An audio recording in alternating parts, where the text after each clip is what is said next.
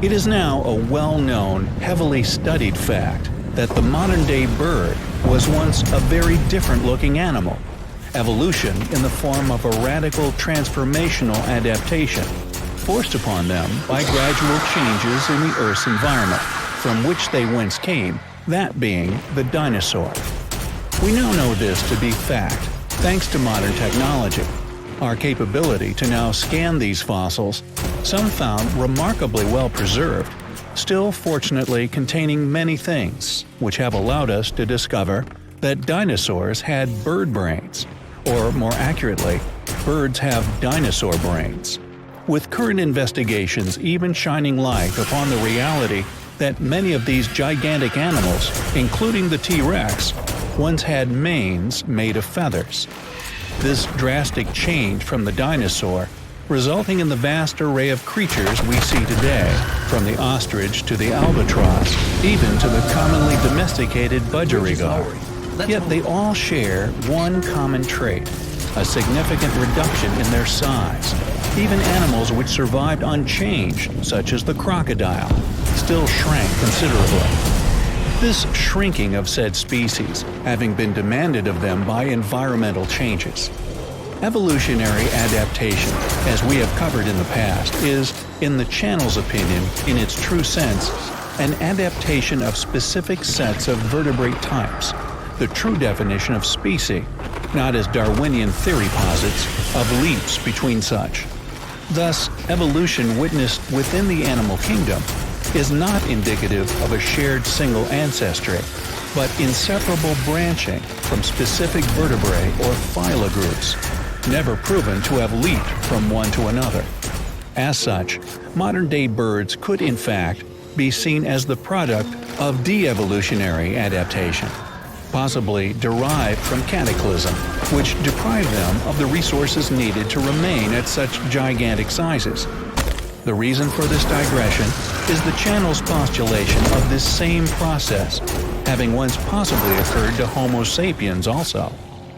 Could this explain why some of the oldest ruins are also some of the most advanced, with many remaining beyond the reach of modern man's ability to understand them? Is it possible that man once had a much higher intellect than us today, due to a far greater sized cranium?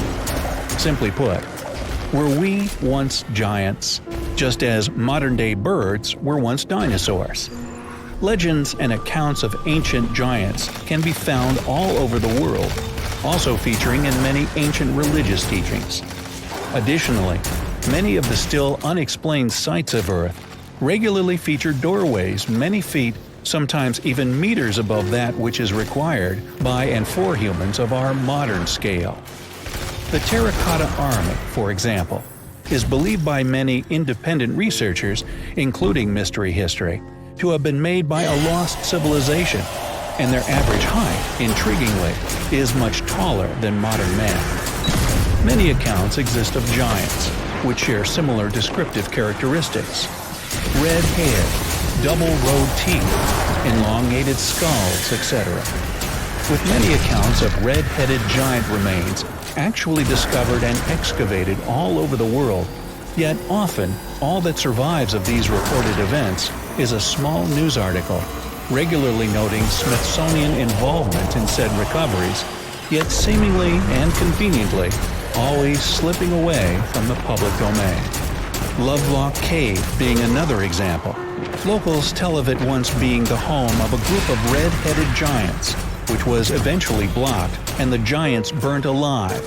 A giant handprint still visible on a rock in the cave, presumably made by one of these individuals during their unpleasant demise. Yet what has to be the most compelling piece of evidence, fortunately still in view to suggest giants did indeed once exist, are footprints found all over the globe, once laid down upon sediment, now fossilized into solid stone. These footprints range in size up to a few meters in length, indicating that humans, at some point in the distant past, may have been even larger than many dinosaur species. We find the evidence to support the hypothesis of giant ancient humans highly compelling. The Hive do not There have despair. recently been some The advent of astonishing new leadership academically was all but contradictory assured. discoveries Such is the unearthed nature throughout of Europe. their bitter logic. Archaeologists have been Endless discovering a network succession. of underground We may tunnels, one day apparently eradicate somehow the Hive. cut throughout the Stone Age, The which singular cover the notion territories that of drives them, Spain, however, Turkey, and most of the is not European so continent. easily Their approximate extinguished. age, according to funded archaeologists, is no less than 12,000 years. Yet how people living within the Stone Age, people without any form of metal tools or chisels, managed to cut thousands of miles of tunnel systems is clearly a considerably contradictory mystery.